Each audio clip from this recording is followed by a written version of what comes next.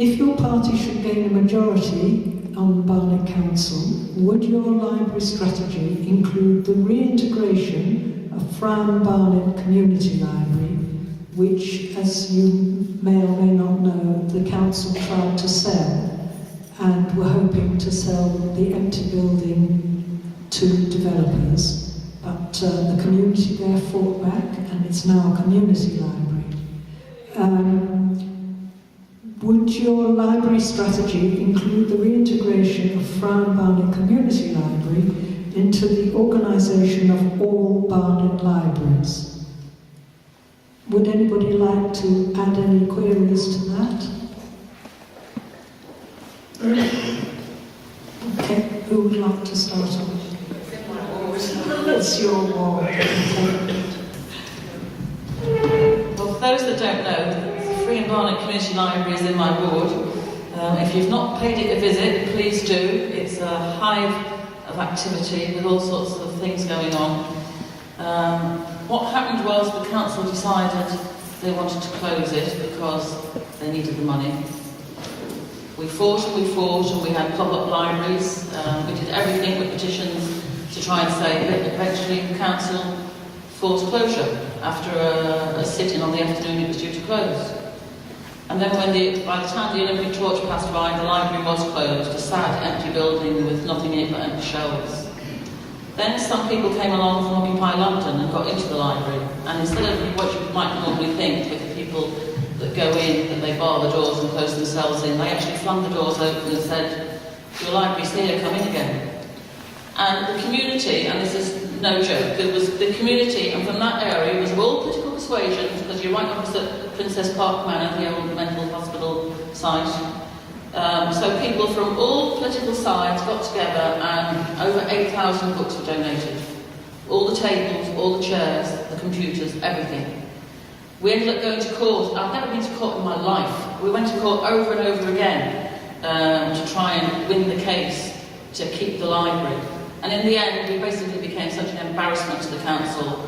The council caved in and said, well, you know, if the people that are occupying and sleeping there leave, we will then hand it over to the community. And that's what happened just over a year ago. It was on the 5th of February last year. So since then, there's been a group of trustees, representatives of local residents' association, a local rabbi. There's been all sorts of people involved to get it off the ground. They've managed to secure grant funding, they've managed to get all sorts of new equipment in, they're now in the process of getting the library system in, and this was on the basis that they had a 2-year grant from Barnet Council.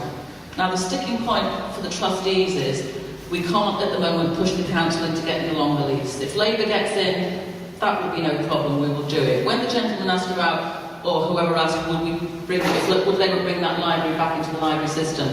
I think actually if you went to one of the meetings of the trustees and the all-member meetings that we have there, that anyone can go to roughly once a fortnight, people actually quite like the idea of being able to run their own library, because for us it's not just a library anymore.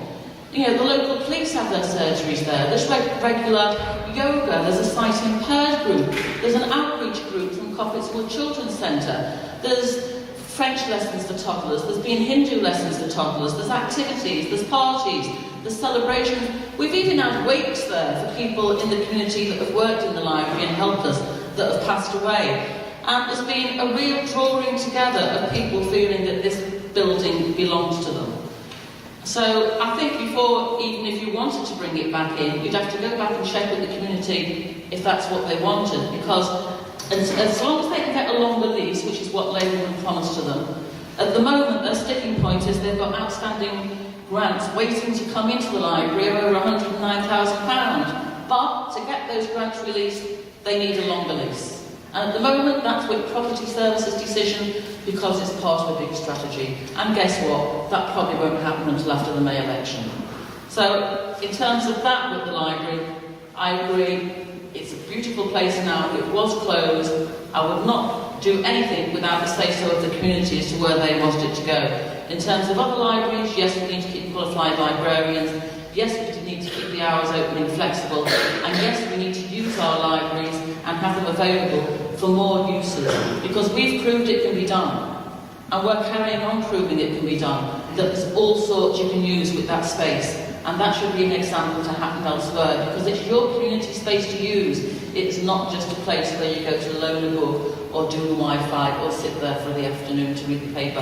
There's plenty more you can do with that space. But yeah, any other questions on that, please free. Or come down to the library and see for yourself.